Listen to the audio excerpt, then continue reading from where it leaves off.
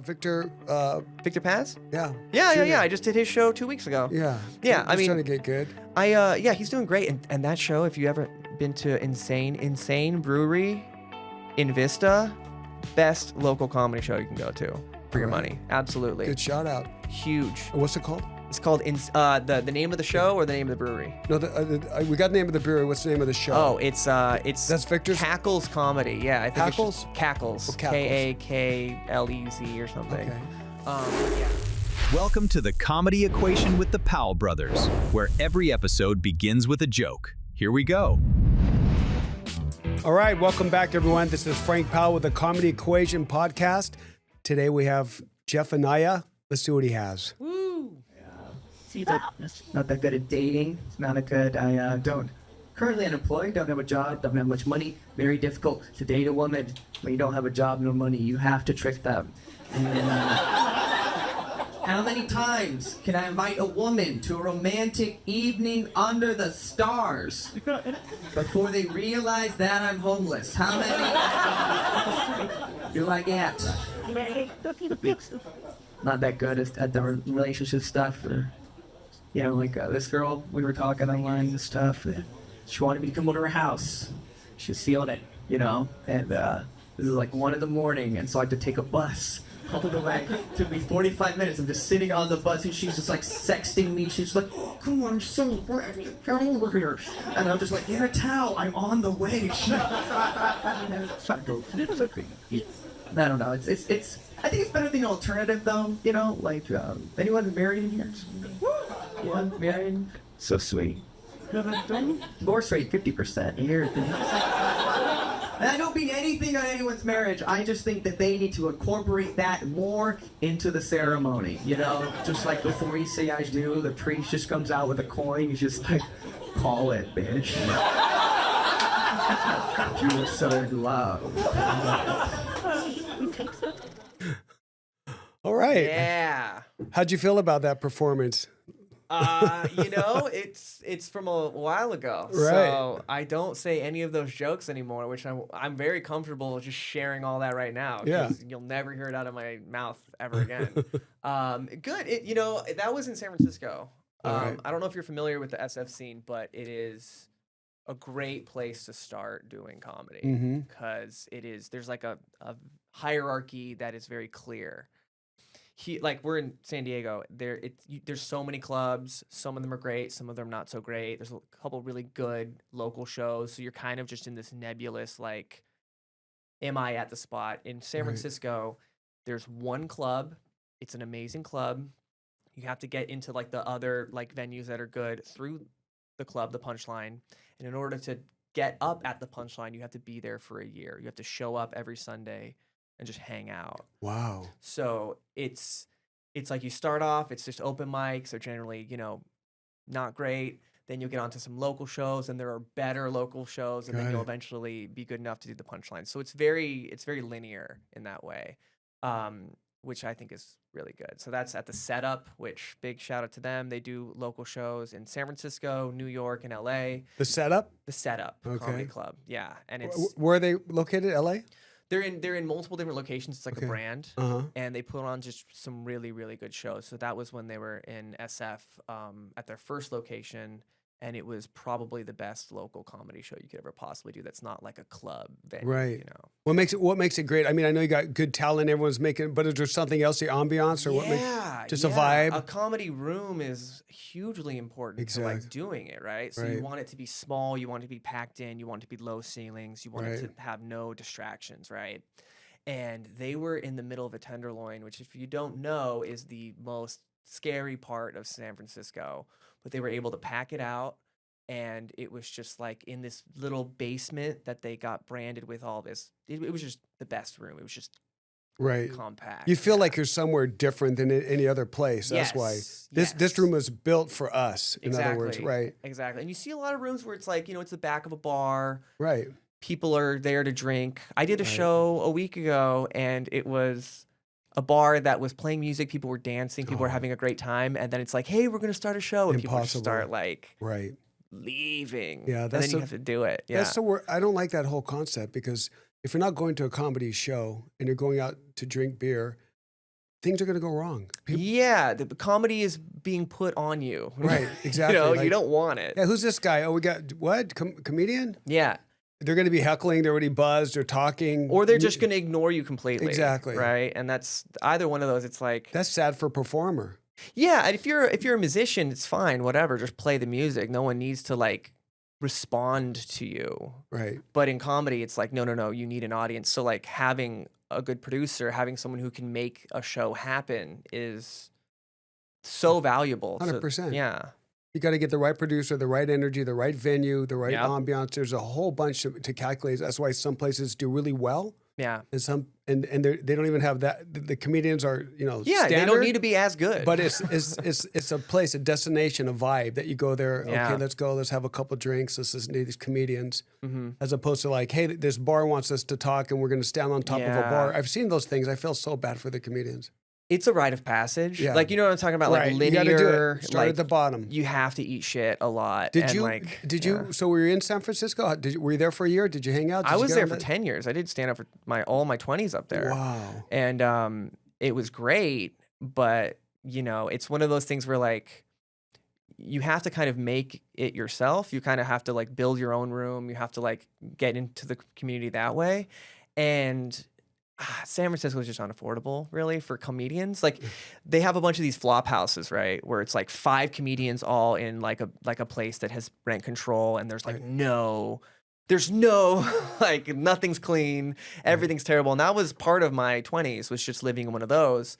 And you get tired of that when you get to 30s. If you're in your 20s, you don't care. You don't care. If you're in your 40s, you're kind of thinking like, maybe I should do a career change. Or Yeah, no, absolutely. Or like just really be comfortable sleeping and like having kind of a garbagey lifestyle, which is fine. Like Yeah. I have plenty of friends who will do that, but I think at a point you're just like, there's got to be something else, You have a dream, like an event or a place you want to perform at? Has it ever been on your Well, mind? I'm pretty new to San Diego, so I haven't done any of the major clubs yet. Okay. I'm not worried about it because I'm with. You have your material. I have my material. I'm with a really good like company it's Slap Diego. I'm sure you've talked to Slap, other people yes. there.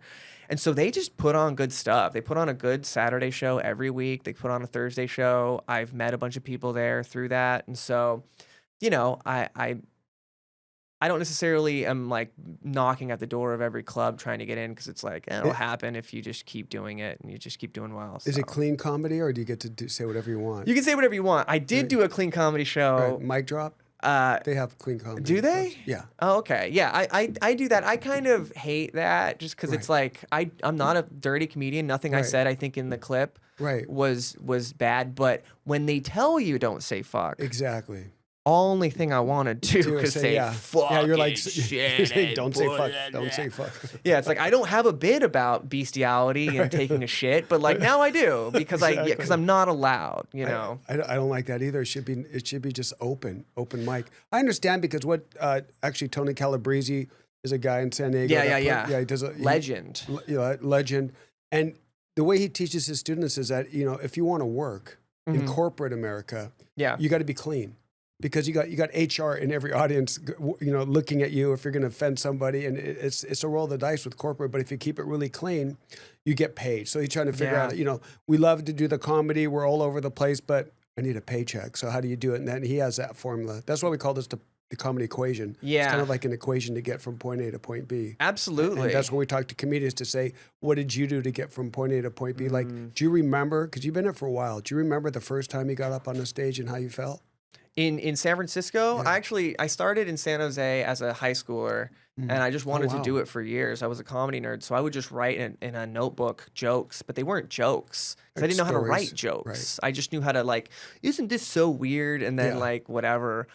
So there was a open mic once a month at this cafe that I learned about, and I would go there every week. They would do a showcase, and it was a trash show for the most part because there's no one there. Right. But I would bring me and my other like 4 or 5 high school friends because we had nothing else to do. Right. And so that was the only time that comedians would say that the open mic was better than the show, because I would bring people to the open mic. More people. And so I would just eat shit every month.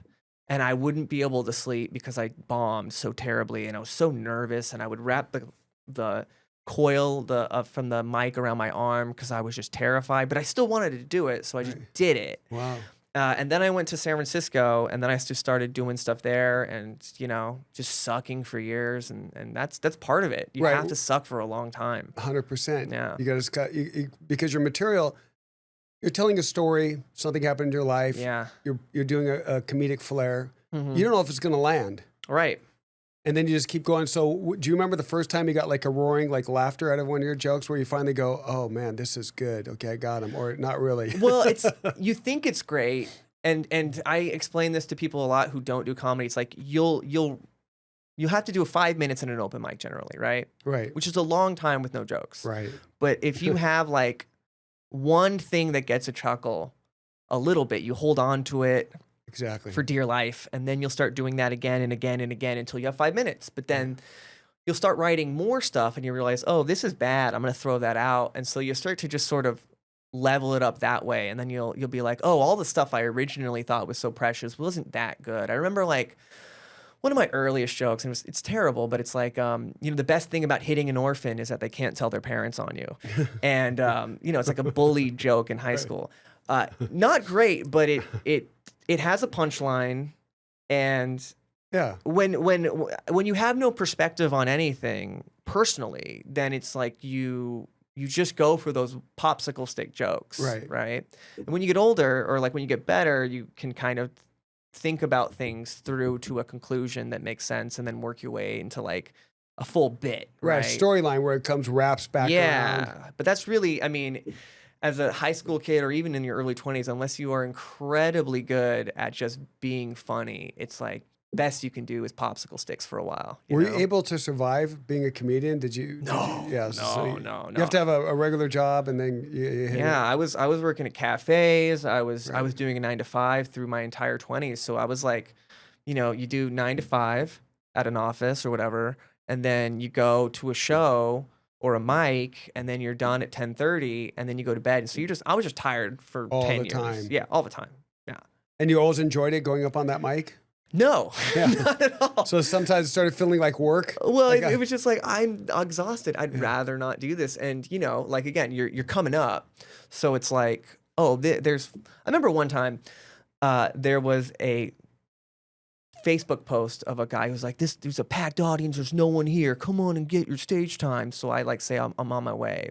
I take a lift, it's like $40 because it's on the other side of town. I get there's 4 people in the audience. Oh God. So it must have been people left, right? And I go up and I like make 2 of them laugh. And I go, that's 50%. Yeah, right. Yeah. So I go home and my roommate was like, how was it? I was like, dude, it was packed. They had half the room going. You know what I mean? Like you have to live in a delusion of how good you are for a little while, or else it's like you would never put yourself through half the stuff most comedians have to go through on a regular basis. In San Francisco, did you have a lot of support from other comedians or friends going, hey, keep going? Or I mean, I don't. Or everyone's just on their own scrambling. Everyone's on their own scramble, and you kind of like build a community of people that you meet there. Right. I was so awkward in my 20s because I was so in my own head about being good and wanting to be good and being shitty that like I wasn't good at like schmoozing. Right. Well, you're working. You're focused. If you start bullshitting with too many people before you get up on stage, you think you may forget the material. That, or I mean, it's like, but even people who would hang out after, a lot of people would just get drunk and hang out, and like, they were probably not working a day job, but they were doing well at getting up, and that's probably a detriment at a point, right? Like you can't just hang out and hope to get good. It's like you kind of have to work at it, or at least like meticulously have a life. It's like anything else. If you're gonna do anything, you got to keep building on what you had. Yeah, exactly. If you don't build, you're just gonna go stale. And people, I heard that gig. I heard that before, and you're just a filler guy. Yeah, trying to figure out how to get people in the arenas. That's what I like to do. I like to see someone that's spotted at a young part of his career, or not even at a young part, but there's always something that happens. It seems in people's careers where it launches them. Where they meet the right person. They are at the right venue. Mm-hmm. They happen to kill it one night, and somebody hears about them, and then all of a sudden you start seeing them more and more and more. Yeah. Well, it's funny with that sort of stuff, like making it or whatever, because it's like I know so many comedians who are good but haven't like necessarily made it, either that they're not making enough money to support themselves through comedy, or they're great, they should be on Netflix and they're not, right? So I think you have to make it like 150,000 times before you actually get there. And like I think it's a grind. Yeah, and I think a lot of people who are good at it don't actually consider themselves there. It's just like you have to just continue to grind to the next thing. And then you have to like contextualize what is making it. What is that? Is it just doing it? Then do open mics. Yeah, you made it. You know, if it's making money, if it's getting up at clubs, you know, whatever it is. Like I think every comedian needs to have that conversation with themselves at some point, because if not, then just stop. You know. Like if you don't have an answer to that, then it's like, well, you're probably gonna gas out at some point. If you don't gas out and you're just making it a little bit, but you're enjoying it. Yeah. Then go for it. Because you're right. People take comedy classes for different reasons. Some of them are very shy. Some of them want to be able to speak in front of people. And so they make them tell jokes, which is even more uncomfortable. So they could do their public speaking. What would you tell someone if they came up to you and go, hey, I'm thinking about getting on that mic, but I'm a little nervous. I know you've been there. You were in San Francisco. I heard you travel all over the place. What should I do besides saying run? If you're asking me, you're already fucking up.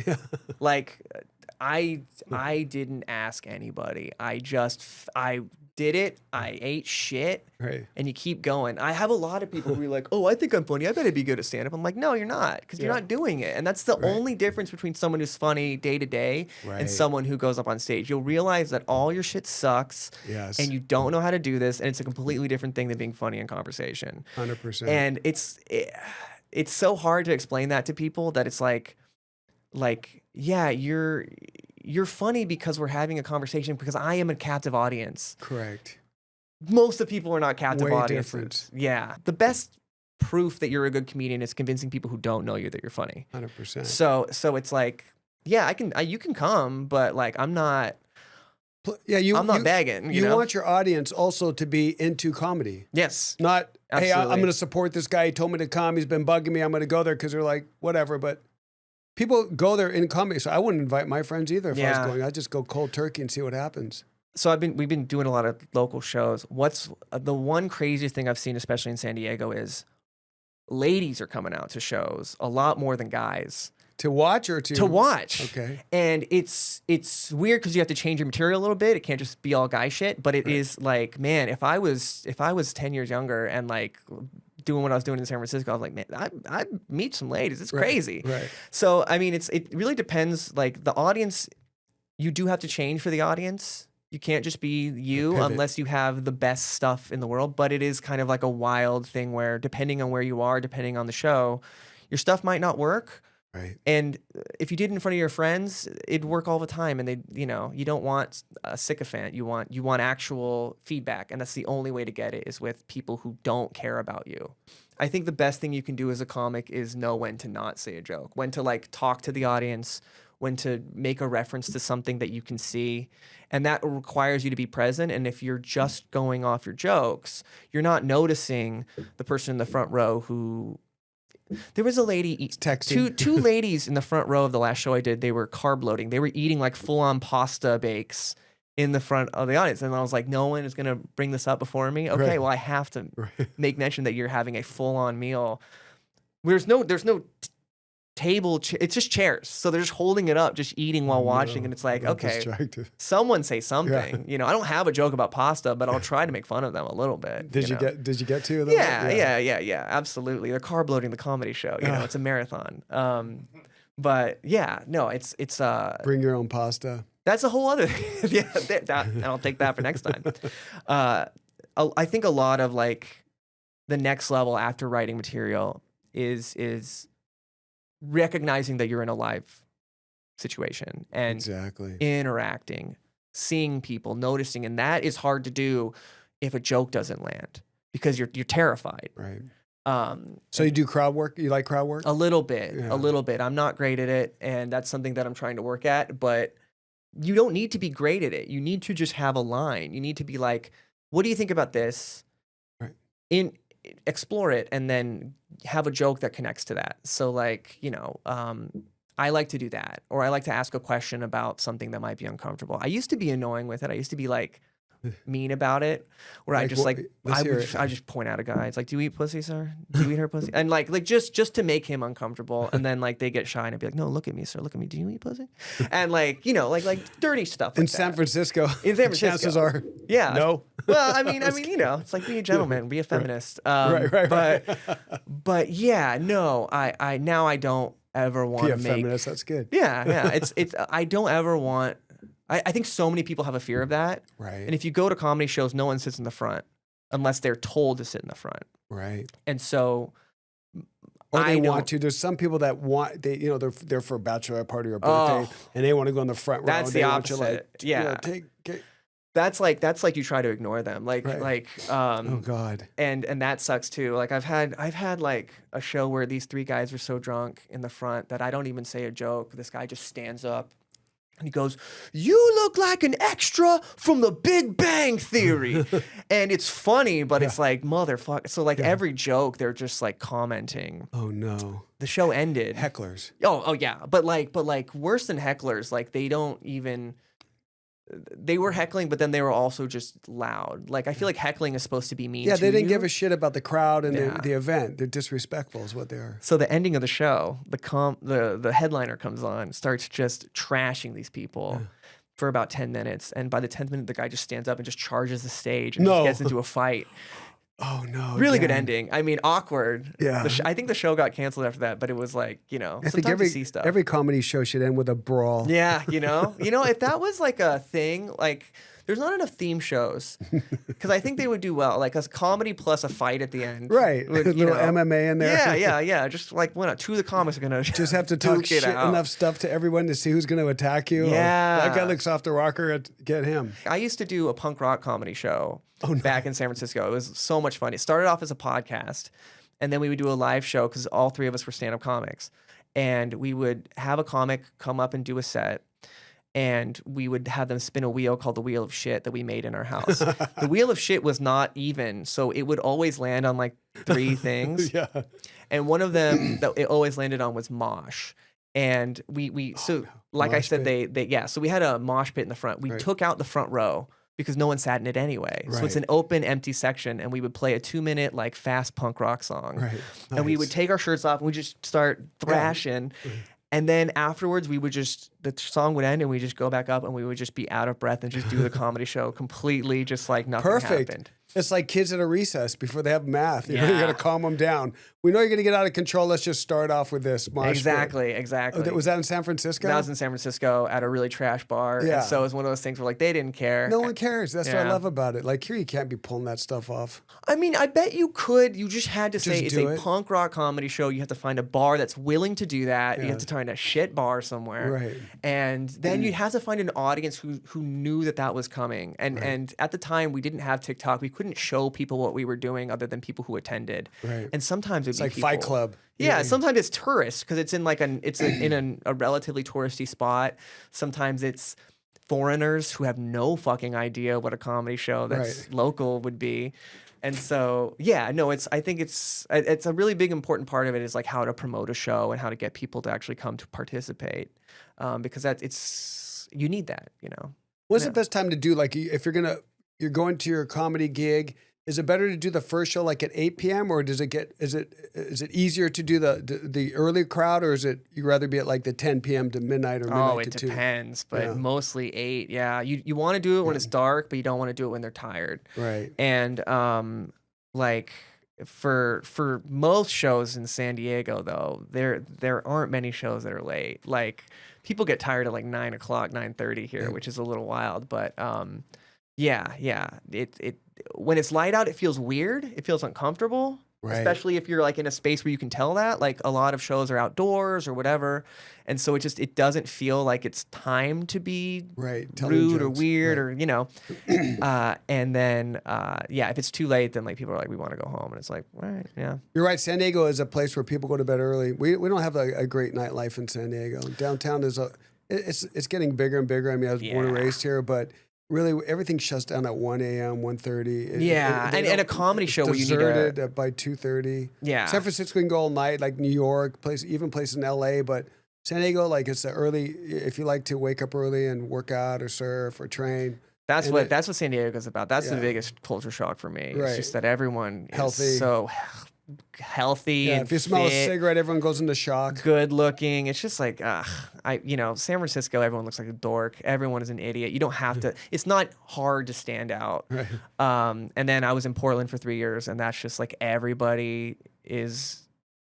Like there's no like regular like Right. everyone is either depressed and they're wearing like sweatpants and like a hoodie with like right. stains on it, or there's the most over the top decked out belts all over, Right. like just totally alternative nonsense. So like they're just like if you just have like a regular fit, you're like, oh, I'm actually pretty good. Like I'm looking pretty all right comparatively. So you've only done a few clubs here in San Diego? I haven't done any clubs. Okay. I will probably do mic drop at some point soon. I just imagine. But I honestly, I have a connection there. Oh yeah. Well, yeah. Let me know. course. I don't like doing open mics. That is kind of the road in. Do you know who Al Gavi is? Yeah. well, he I just does did a show with him. There you go. Friday and Well, Saturday. he also produces a show. Oh no way. Yeah, and so does Victor. Victor Paz? Yeah. Yeah. Junior. I just did his show 2 weeks ago. Yeah. Yeah, He's I mean- trying to get good. He's doing great. And that show, if you ever been to Insane Brewery in Vista, best local comedy show you can go to for your All right. money. Absolutely. Good shout out. Huge. And what's it called? It's called the name of the show or the name of the brewery? No, we got the name of the brewery. What's the name of the show? Oh, it's That's Victor's? Cackles Comedy. Yeah, I think Hackles? it's just Cackles. Oh, Cackles. Kakklez or something. Okay. But yeah, I mean that's what I'm talking about. Of like really good local shows. They're in abundance here. There's quite a few that I've got on consistently. So it's like I don't need to go to a mediocre club show.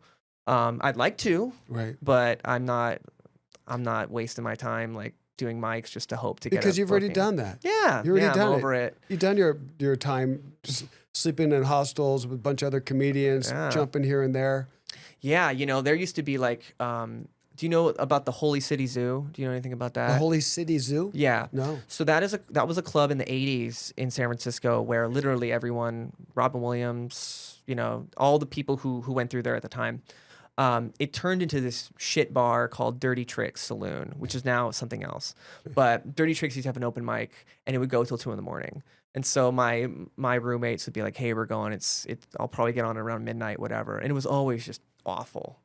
And I had work in the morning at 9. I'm like, I'm not doing that. And one day, Robin Williams showed up and did 20 minutes.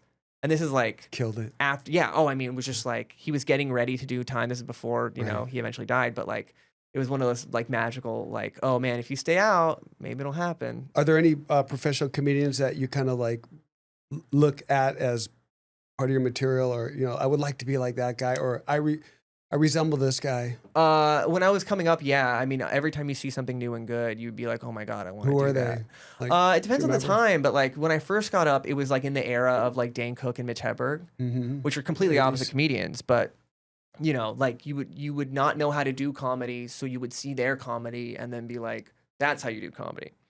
And then there's David Tell and all that stuff. Kyle Cease was really big. He stopped doing it, but I remember watching him and be like, that is so much fun that he's having on stage. And then now I try not to emulate other comedians, but I'll see some comedians who are they're so good, I will never be that good. But my God, I wish I was that good. So Sam Talent is probably the best example of that. If you haven't seen him, he is amazing. And then Roy Scovel, I think, are the two that really are damn, they are just having so much fun on stage. Any female comics you can? Oh yeah, Jordan Jensen is wonderful. I really like Emily Catalano. She's from San Francisco, and she's speaking of someone who is completely not themselves on stage, just doing jokes. She's such a solid writer. Kate Willett is great. She's in New York now.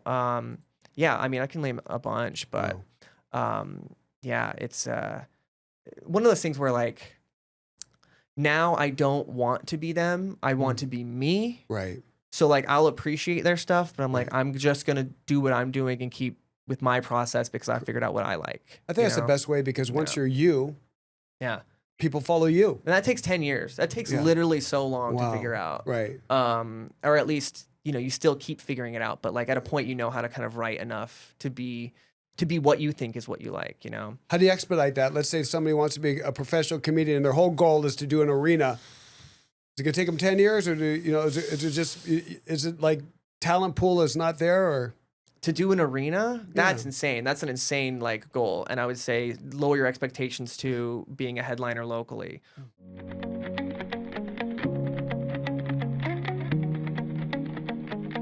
So in your opinion, do you think social media is helping or hurting comedy? Helping, definitely helping. Yeah. Do you want me to, is this rapid fire? Like, do I give an explanation? You can talk. You can talk. Totally. Yeah, no, I mean, like I was saying, you can actually get a lot farther as a individual comedian because there's less gatekeepers. If your stuff catches on, that's it. You don't have to wait. You don't have to like I was saying, you don't have to stay at the punchline for a year before doing really well. You can just put your stuff out there. So I'd say really helping. Best recovery after a bad joke. I used to, when I would bomb, when I was like early on, I would just say a joke, it would stop, and I just go, happy to be here. And then just do another one and go, happy to be here. Happy to be here. Just let the feeling just wash over me. But yeah, that's what I'll say. I think you already said it, but best comedian alive right now. Best comedian alive right now. I don't think he said it. I mean, I have a lot, but that's a hard question. Yeah. Shit. Louis C.K. Because? Because, I mean, look at his body of work. It's amazing. And yes, he is disgusting as a person, but, he's consistent. Comedy. He's consistent to the point where it's like you can't beat that. I've never seen that many specials in a row that were amazing all at once. A lot of times it's like you get two that are good, then it's gone. He is always doing it.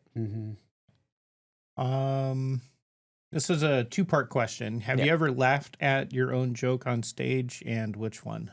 Oh, probably not.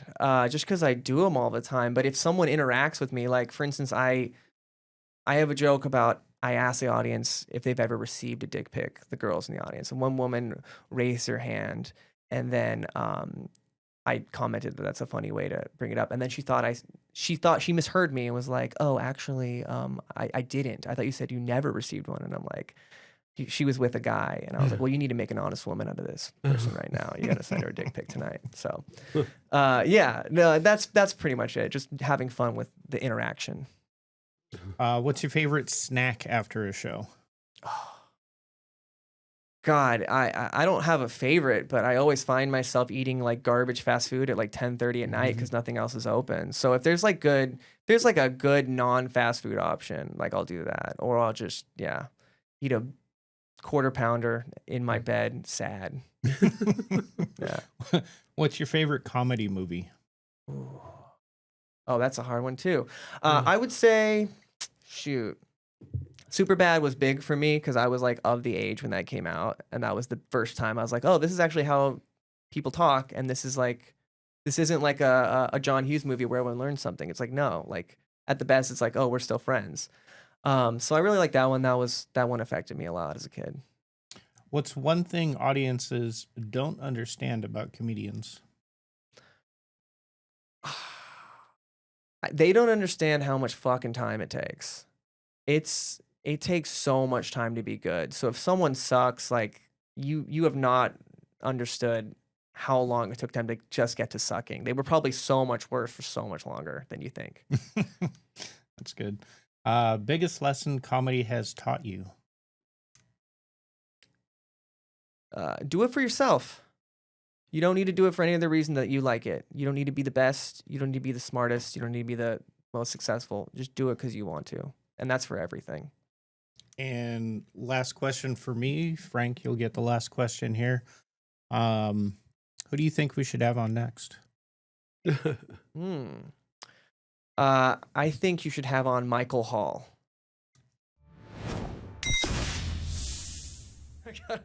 So what's some advice you'd give, not a comedy, a person coming up in comedy, but what's the best advice you'd give the club owners? Because you've been to everything from shit to good, and Probably Yeah, what's going just focus on getting more local comics work because you can always get headliners they'll help sell tickets, but the local people who are talented, try to get more of them in, trying to get more people to like recommend new people, and then just like keep a steady pipeline of ways for that to happen. And I don't mean an open mic, I mean like a showcase. Got it. And try to get the people that you trust to recommend other people. Well, tell the people what's the difference between a showcase and an open mic. Showcases, they're vetted, they're good, they get more time, and it's like more curated. An open mic is whoever signs up. Anybody. And that's good at the beginning, and that's good if you're trying to get visibility, but a showcase will allow you to really like give more than a 5-minute set. Got it. See how you interact, and generally speaking, that means it's a stronger, just overall show. So, yeah. What's the weirdest things that's happened to you so far? I don't just have one question. I have a few because I'm curious because so many things can go right or wrong because you have this weird audience and you got comedians that are open mic. You don't know who's going to be there. Anything really sticks out where you just go, oh my God, one night and you just couldn't believe it? Well, I told you about the fight that broke out. Another one was in San Francisco. There was this bar where it was like an art bar, so it had like a water bed you could sit on in the bar. It also had all these TVs everywhere playing old commercials, and every couple minutes it would switch to pornography for like 2 seconds. It would be like one of those like subliminal things, right? Keep your eyes on that, like exactly. So I'm doing a set on a stage in front of one of these TVs. And this guy, he must have been from out of town or something, comes into the show, stands right in front of me where the stage is, and is looking at me, but he's not laughing, he's not interacting. And I try to ask him a question or something, and he's like, oh yeah, no, don't, I don't know.